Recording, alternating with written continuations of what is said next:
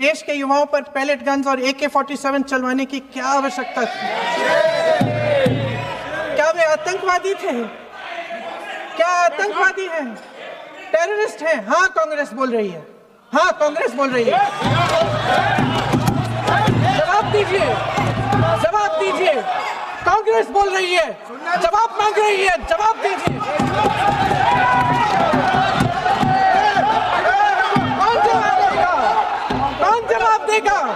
गृह मंत्री जी जवाब देंगे। किसने ऑर्डर दिया? किसने ऑर्डर दिया पैलेट गन्स चलाने के लिए? किसने ऑर्डर दिया? आपके माध्यम से मैं पूछती हूं अध्यक्ष महोदय, किसने ऑर्डर दिया? प्रधानमंत्री जी ने दिया? गृह मंत्री जी ने दिया? जवाब देंगे? कुछ दिनों पहले हम राम मनोहर लोहिया अस्पताल गए थे। पुलिस लाठीचार्ज में घायल दिल्ली की उस छात्र की स्थिति जानने के लिए जो ICU में अपनी जिंदगी की सबसे बड़ी लड़ाई लड़ रही है। हमसे कुछ ही समय पहले आदरणीय स्वास्थ्य मंत्री जी श्री JP नड्डा वहां गए थे और उनसे कुछ समय पहले अन्य नेता भी गए।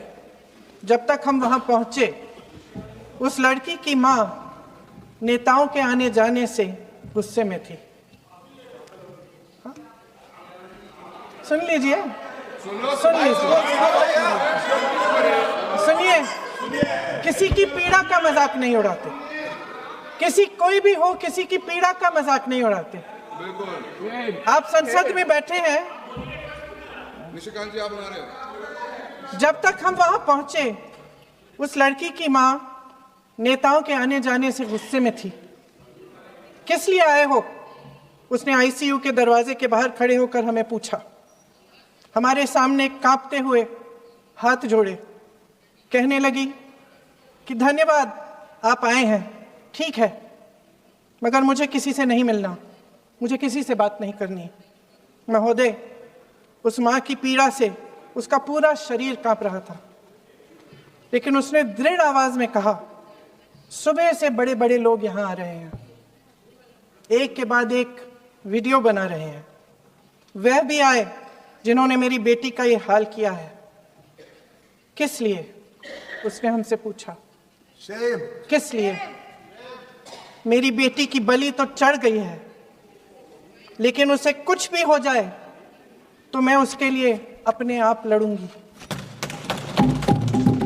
मुझे किसी की मदद नहीं चाहिए, मैं अकेले लड़ लूंगी। महोदय, शायद मुझे यहां खड़े होकर सबके सामने ये बात नहीं कहनी चाहिए, मगर उस मां की गुहार ने मुझे शर्मिंदा किया। उसके दिल के टूटने की वो आवाज जो अस्पताल की दीवारों से में गूंज रही थी, मेरे मन में अभी भी गूंज रही है। इसलिए उस मां की इजाजत लिए बिना मैं आपके द्वारा आदरणीय प्रधानमंत्री महोदय जी और आदरणीय गृह मंत्री महोदय जी से पूछना चाहती हूं कि क्या जरूरत थी एक मासूम बच्ची पर इस तरह दमन करने की? क्या जरूरत थी उन छात्रों पर आंसू गैस चलवाने की, उन पर लाठियां बरसाने की, उन पर वाटर कैनन्स चलवाने की? क्या जरूरत थी उन नौजवान लड़कियों को जलील करते हुए उनके कपड़े फाड़ने की, उनको बेरहमी से गंदी तरह पिटवाने की? देश के युवाओं पर पैलेट गन्स और AK-47 चलवाने की क्या आवश्यकता थी?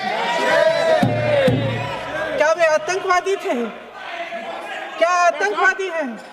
टेररिस्ट हैं? हाँ, कांग्रेस बोल रही है। हाँ, कांग्रेस बोल रही है। जवाब दीजिए, जवाब दीजिए। कांग्रेस बोल रही है, जवाब मांग रही है, जवाब दीजिए। कौन जवाब देगा? कौन जवाब देगा? गृह मंत्री जी जवाब देंगे। किसने ऑर्डर दिया? किसने ऑर्डर दिया पैलेट गन्स चलाने के लिए? किसने ऑर्डर दिया? आपके माध्यम से मैं पूछती हूं अध्यक्ष महोदय, किसने ऑर्डर दिया? प्रधानमंत्री जी ने दिया? गृह मंत्री जी ने दिया? जवाब देंगे? पूरा देश पूछ रहा है, सिर्फ कांग्रेस पार्टी नहीं पूछ रही है, पूरा देश पूछ रहा है। अध्यक्ष महोदय, देश के माता पिता पूछ रहे हैं, छात्र पूछ रहे हैं, अध्यापक पूछ रहे हैं, पूरा देश आज ये पूछ रहा है और आपकी जिम्मेदारी बनती है कि आप इस सवाल का जवाब दें। क्यों डरते हैं आप इस देश के नौजवानों से? क्यों डरते हैं आप इस देश की बुलंद आवाज से? और उस आवाज को दबाने का हक आपको किसने दिया है? महोदय, ये सदन यहाँ बैठे हुए सांसदों की जागीर नहीं है, ये इस देश की अमानत है। यहाँ बैठे हम सब इस देश की जनता, इस देश के युवाओं, बुजुर्गों, गरीबों, अमीरों और सब धर्मों, सब वर्गों के देशवासियों के सेवक हैं। हम उनके प्रतिनिधि हैं और ये सत्ता हमें उन्होंने ही दी है। इस देश का संविधान हमारी सर आंखों पे, इस देश का लोकतंत्र सर्वोपरि है, इसे ध्वस्त करना पाप है। यह करोड़ों जनता हमसे सिर्फ एक चीज मांगती है, जवाबदेही। इंग्लिश में इसे अकाउंटेबिलिटी कहते हैं। हमें सत्ता देकर, हमें यहां तक लाकर सिर्फ उसकी ये गुहार है कि जो हम करें उसकी भलाई के लिए करें, और अगर उनके साथ अन्याय हो तो हम उनके प्रति जवाबदेह बने और उन्हें न्याय दिलवाएं। पिछले दिनों हजारों बच्चे सड़क पर उतरे, उन्होंने अपनी पीड़ा व्यक्त की, गांधी जी के दिखाए हुए रास्ते पर अहिंसा और सत्य को अपने दिलों में रखते हुए, गाते, मुस्कुराते हुए शांतिपूर्वक प्रदर्शन किया। लोकतंत्र के सबसे पवित्र सिद्धांत के तहत उन्होंने अपनी आवाज उठाने का अधिकार कायम किया। ये उस भारत के बच्चे हैं जो गांव में रहते हैं, जो महानगरों में रहते हैं, जो छोटे कस्बों में, छोटे शहरों में रहते हैं, जहां माँ अपने गहने बेच देती है, पिता अपनी जमीन गिरवी रख देता है, एक परिवार अपनी पूरी जिंदगी की कमाई बच्चे के सपने पर खर्च देता है। और अब उन्हीं बच्चों को लगने लगा है कि आज इस देश में मेहनत से ज्यादा बेईमानी मायने रखती है, मेरिट से ज्यादा पैसा मायने रखता है। तब सिर्फ एक छात्र नहीं हारता, उम्मीद हारती है। इन परेशान बच्चों ने अपनी उम्मीदें आपसे साझा की। उनकी मांगे क्या थी? कि पेपर लीक करके उनके साथ जो बार बार अन्याय किया जा रहा है उस पर कार्रवाई की जाए, कि जो सिस्टम उनके भविष्य को कुचल रहा है उसे सुधारा जाए, कि जो माफिया उन्हें घेरे हुए है उसे हटाया जाए, कि जिस मंत्री के कार्यकाल में यह सब हुआ वह इस्तीफा दे, कि उन पर बर्बरता करने वालों पर कार्रवाई की जाए और उसके लिए माफी मांगी जाए। बस यही उनकी मांग थी ना, कि जो शिक्षा और स्वतंत्र अभिव्यक्ति का अधिकार उन्हें संविधान ने दिया है उसे कायम रखा जाए। महोदय, हमारे एजुकेशन सिस्टम में कुछ समय से बहुत खामियां भर चुकी हैं। बच्चों पे जो प्रेशर डाला जाता है उसकी वजह से सैकड़ों बच्चों ने आत्महत्या कर डाली है। उससे भी ज्यादा बच्चे डिप्रेशन में डूब रहे हैं। परिवारों पर बच्चों को पढ़ाने लिखाने के लिए घूस, capitation fees, tuition fees, coaching fees आदि के घिनौने दबाव हैं।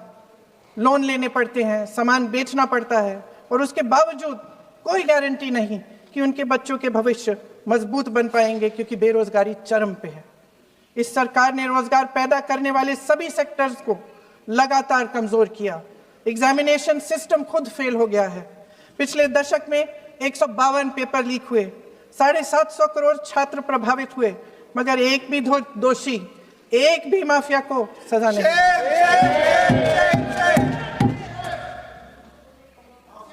हमारे एजुकेशन में आरएसएस के प्रचारकों को भर भर कर उसे खोखला बना दिया है। जबरदस्ती एनटीए बनवाकर सिस्टम का केंद्रीकरण करके उसे और भी उलझा दिया। देश के कुल बजट में, हाँ जी जबरदस्ती, आपने अभी अभी सुना तमिलनाडु के हमारे साथी क्या कह रहे थे। देश के कुल बजट में एजुकेशन बजट की हिस्सेदारी हर साल बढ़ाने की बजाय घटती जा रही है। 1.4 लाख करोड़ रुपया का पूरा बजट एजुकेशन बजट है और 1.32 लाख करोड़ सिर्फ नीट देने वाले 22 लाख बच्चों के परिवारों से हर साल खींचा जाता है। एक और शर्मनाक आंकड़ा भी है। 1.4 लाख करोड़ रुपया हमारा पूरा एजुकेशन बजट और 16 लाख करोड़ रुपए जो मौजूदा सरकार ने बड़े उद्योगपतियों के लोन माफ किए हैं। सोचिए कि इस सरकार की प्राथमिकताएं क्या हैं। सच ये है अध्यक्ष महोदय कि जिस तरह अस्पताल में उस छात्रा की मां का विश्वास पूरे सिस्टम से हट गया है, उसी तरह देश के युवाओं का भरोसा इस पूरे सिस्टम से टूट चुका है और जब इस तरह देश के भविष्य, हमारे युवा निराश होकर सरकार और सिस्टम से अपना भरोसा हटा देते हैं, तो उस भरोसे को फिर से बनाने के लिए सिस्टम के अंदर से जवाब नहीं ढूंढा जा सकता। उसके दायरे से बाहर निकलना पड़ता है, नए सिरे से ठोस प्रयास करने पड़ते हैं। अफसोस की बात यह है अध्यक्ष महोदय कि इतना हो जाने के बाद भी आदरणीय प्रधानमंत्री महोदय जी और उनके साथी इस सच्चाई को समझ नहीं पा रहे हैं। वे अभी भी ये सोच रहे हैं कि पीआर, नैरेटिव चेंज और पालतू मीडिया के सहारे एक बार फिर उनकी नैया पार हो जाएगी। परसों शिक्षा मंत्री जी ने शर्मनाक परिस्थितियों में अपना इस्तीफा दिया और कल यहीं मकर द्वार पर मेरे सत्ता पक्ष के सांसदों ने जिंदाबाद के नारे चिल्लाते हुए उनका संसद में ऐसे स्वागत किया जैसे मानो कोई सुपरस्टार पहुंच गए हैं। विडंबना देखिए महोदय, जब भूतपूर्व शिक्षा मंत्री को मुकुट पहनाया जा रहा था, स्वागत हो रहा था उनका, तब महाराष्ट्र में एक परिवार पेपर लीक पीड़ित अपनी बेटी की आत्महत्या का शोक मना रहा था। आपकी सरकार ने देश के करोड़ों छात्रों को क्या संदेश दिया? आपको किस बात का गौरव है, किस बात का अभिमान है? ये कौन सा अहंकार है? जहां आंखों में शर्म होनी चाहिए, वहां बेशर्मी और स्वागत के नगाड़े बजाए रह रहे हैं। एक तरफ मातम है, दुख है, यहां आप फूल माला डाल रहे हैं। कोई आप पर कैसे यकीन करे? प्रधानमंत्री महोदय जी ने नया शिक्षा मंत्री चुना, एक ऐसे व्यक्ति को इस पद पर आसीन किया जिसने एक गर्भवती महिला के बलात्कारियों की रिहाई पर अपनी सहमति व्यक्त की, खुशी जताई। देश की करोड़ों लड़कियों को प्रधानमंत्री जी ने इससे क्या संदेश दिया? सर, अखबारों में है। अखबार में नहीं, मेरा कुछ भी बोल के चले जाते हैं क्या? अरे ये तो कैसा क्या है इनके पास? ऐसा ही कोई आरोप लगा दीजिएगा, कोई नियम कानून नहीं है।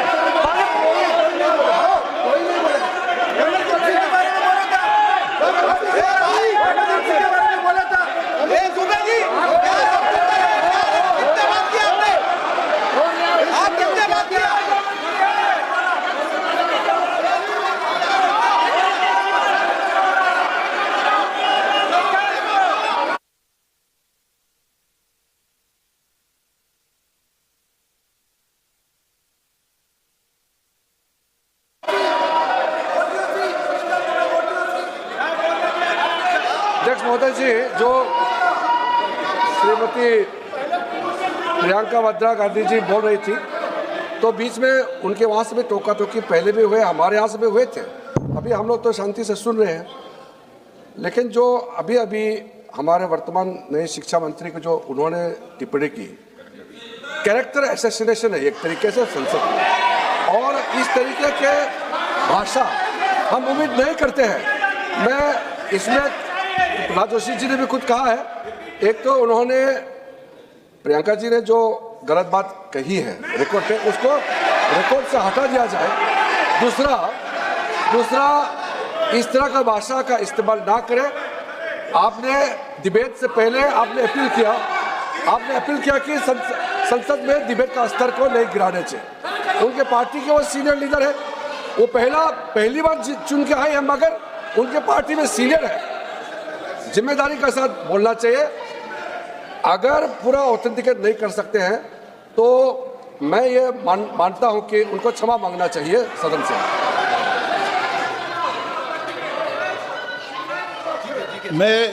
मेरा मत ये सदन के अंदर, ये सदन सर्वोच्च लोकतांत्रिक संस्था का सदन है, इसका एक एक शब्द हमेशा रिकॉर्ड में रहता है। मैं माननीय सदस्य से आग्रह करूंगा कि बिना तथ्यों के हमें इस तरीके के सदन के पटल पर बात नहीं होनी चाहिए।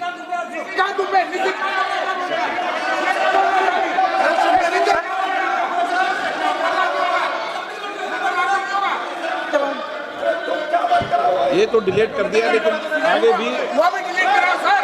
ये तो किसी का बोलता वो भी ये सीधे का बोल रहा था, बैठक कर रहा था। सर, जो प्रहलाद जोशी जी ने बिल्किस बानो के बलात्कारियों की रिहाई पर जो बयान दिए, उसका प्रमाण मैं आपको दे दूंगी, मैं भेज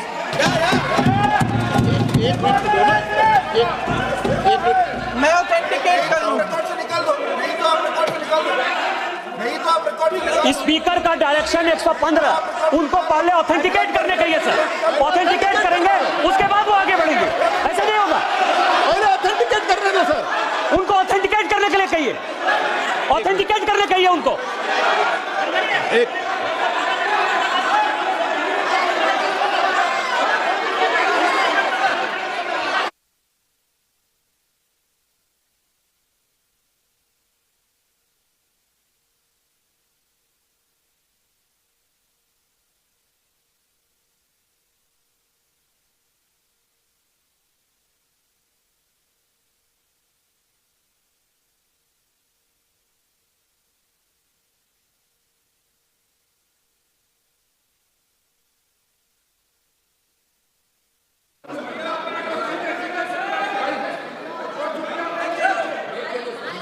आप उनको बोलने दो, आप मत करो डिस्टर्ब। मैं एक विषय बता दूं, एक मिनट बताऊं। नियम 353 के अंदर फिर मैं एक बार स्पष्ट कर दूं, किसी भी सदस्य द्वारा किसी भी व्यक्ति के विरुद्ध मानहानि या अभियोगात्मक प्रकृति का कोई आरोप नहीं लगाया जाएगा जब तक कि सदस्य ने अध्यक्ष और संबंधित मंत्री को पर्याप्त अग्रिम सूचना नहीं दे दी हो। यह व्यवस्था है।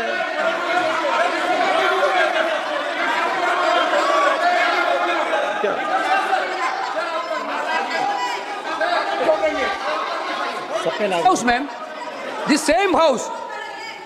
Honorable Shrikant Dubey told, still that is in the record about Indira Gandhi ji. Still that in the record. Still that in the record. Sir, you are not removed, sir. बोलो, आप भी बोलो। सर, केसी वेणुगोपाल जी ने जो नाम लिया है और मैं नेहरू जी के बारे में जो बात कहा है मैंने सर, मैं उस पर कायम हूं और मैं किताब जो है ऑथेंटिकेट करने के लिए तैयार हूं। अय्याज थे नेहरू, अय्याज थे। मैं फिर दोबारा रिपीट कर रहा हूं, आई एम अगेन रिपीटिंग, यही फैक्ट है और मैं किताब में ऑथेंटिकेट करके दे रहा हूं। I am authenticating that book.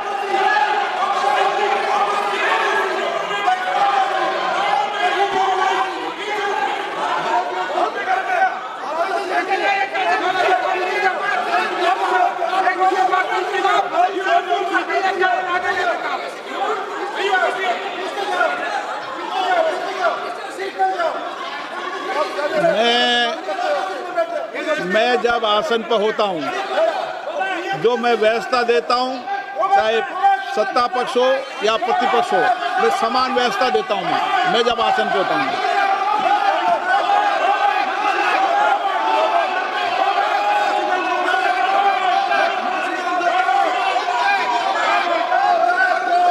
Please बोलने दो, आप उनको बोलने दें, उनको बोलने दें। नो, अरे आप उनको नहीं बोलने देना चाहते, चलिए 114 प्लीज सर प्रियंका जी को ऑथेंटिक करना चाहिए, ऑथेंटिकेट करना चाहिए। और जो मिस इन्फॉर्मेशन कर रहे हैं, नहीं तो मिस इन्फॉर्मेशन के लिए कार्रवाई करना चाहिए सर। क्या कुछ भी बोल के चल सकता है क्या? और procedure for the minister the correcting the mistake 114 में अगर वो आपने जो रूल का जिक्र किया 353 में, मुझे कोई नोटिस नहीं दिया है, मैं इधर प्रेजेंट हूँ और मैंने ऐसा कैसे बिना ऑथेंटिकेशन बोल सकते, मुझे बिना नोटिस दिए हुए। इसलिए मैं इसको खंडन करता हूँ और उसको एक्सपेल करना चाहिए और उनको माफी मांगना चाहिए।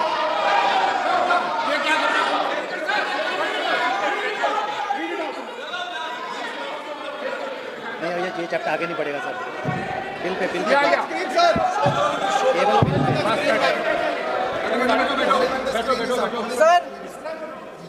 Sir here is a newspaper माननीय आर्टिकल। सदस्य, सर पूरा बुक ले गया सकता है। Sir, written by a respected माननीय journalist, सदस्य, I will authenticate using this, sir. आप माननीय सदस्य प्लीज इसको छोड़ दें।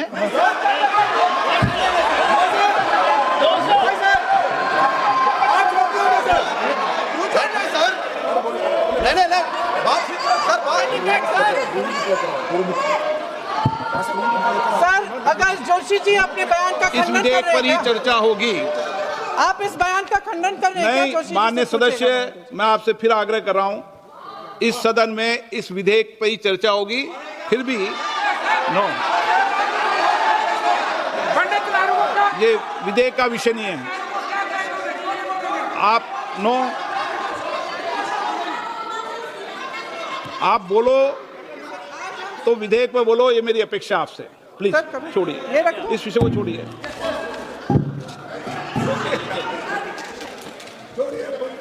आज हम सदन पटल पर एक ऐसे विधेयक में संशोधन पर डिबेट कर रहे हैं जो 2024 में पारित हो चुका था, और इसमें मुख्य संशोधन यही है कि पेपर लीक के अन्य अपराधों के लिए सजा बढ़ाई जाएगी।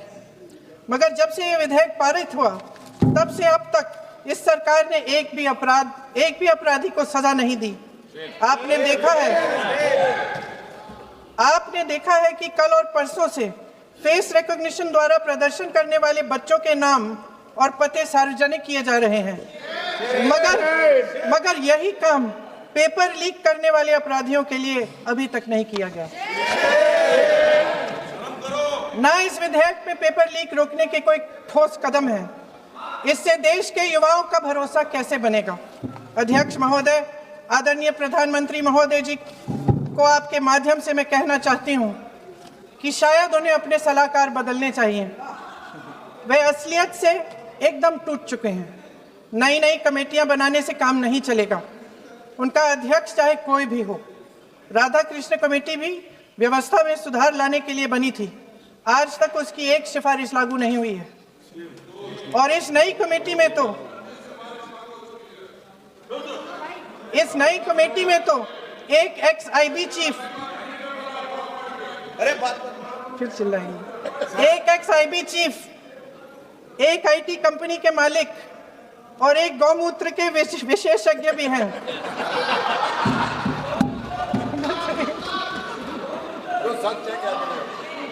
इन्हें शिक्षा के बारे में क्या पता जी?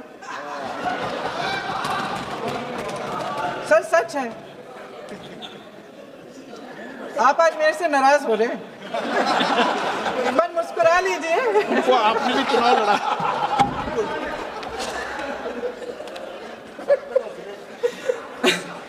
सर, फास्ट ट्रैक कोर्ट्स का रिकॉर्ड पहले से ही बहुत खराब है। वैसे भी कल की सुनवाई में सीबीआई का वकील पेश ही नहीं हुआ। संसद में विपक्ष को दोषी ठहराने से, खोखले राजनीतिक खेल खेलने से काम नहीं चलेगा।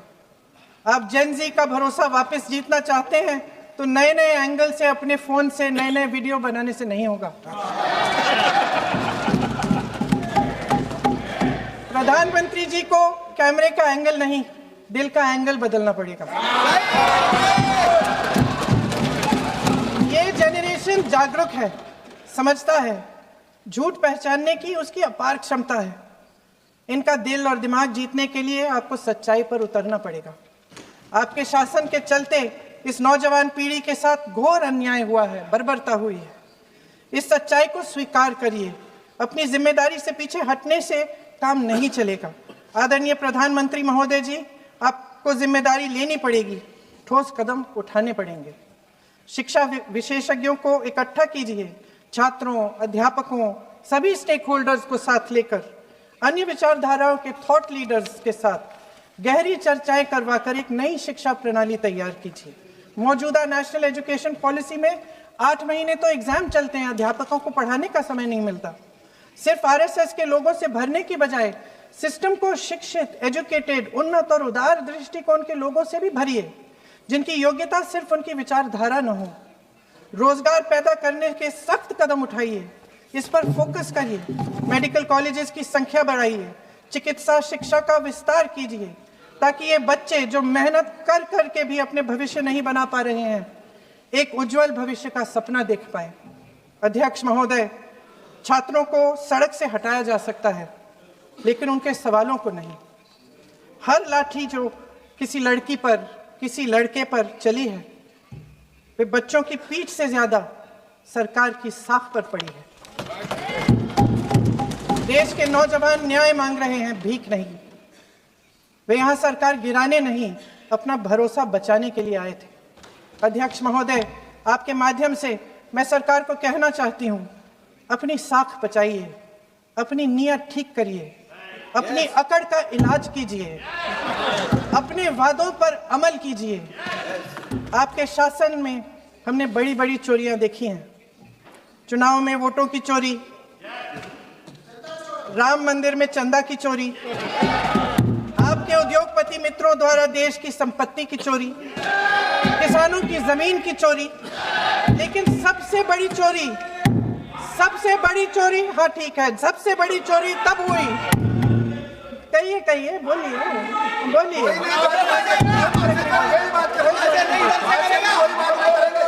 सुन लीजिए, शांति से सुन लीजिए, शांति से सुन लीजिए। आपको मौका मिलेगा, आप जितनी भी चोरियों की बात करना चाहते हैं आप कर लीजिए, अभी मेरा समय है। सबसे बड़ी चोरी तब हुई जब देश के नौजवानों के भविष्य, उनके सपने चुराए गए। भविष्य की चोरी, सपने की चोरी किसी भी चोरी से कहीं बड़ी होती है महोदय। अगर देश का युवा निराश हो जाए, अगर देश का युवा निराश हो गया, उसकी उम्मीद टूट गई, तो सबसे बड़ी हार भारत की हार होगी। और हम कांग्रेस और विपक्ष के लोग जान दे देंगे, मगर भारत की हार नहीं होने देंगे। जय हिंद। सर अब तो मुस्कुरा लीजिए, भाषण खत्म।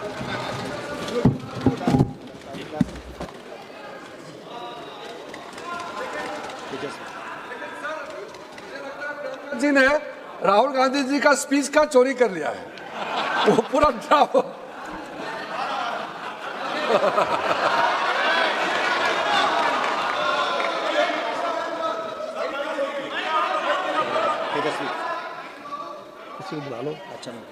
तेजस्वी सूर्या। धन्यवाद स्पीकर सर।